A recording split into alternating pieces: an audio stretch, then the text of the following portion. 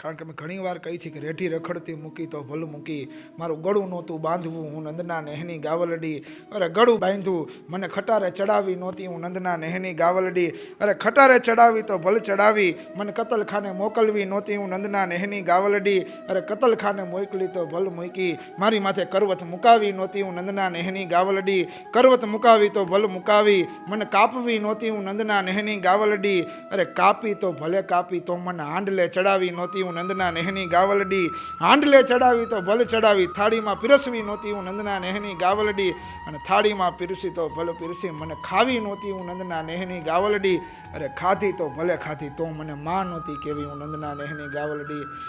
ખરેખર એક આનંદ થાય કે જે માલધારી વરણ છે, ગીરની અંદર ગાય કે ભેંસનું 6 વેતર દૂધ ખાધું હોય ને, પછી કદાચ ગાય કે ભેંસ દૂધ દેતા બંધ થઈ જાય તો એના માલધારીઓ ગાયને વેચતા નથી, એનો ઉપકાર માને છે. કવિ ભગત બાપુ કાગનો પણ દુહો છે કે ગણ કર્યા ગોયખા કરે અને અવગણ ભૂલી જાય, કાગા ઈ કહેવાય મોટા મનના માનવી. એટલે એક બહુ મોટી વાત શીખવા મળી છે કે જેને માં ઠેકાણેનો દરજ્જો આપી છે અને એને જો આપણા થકી કતલખાને મોકલી છે તે બહુ મોટું પાપ આપણે કરતા હોય છે.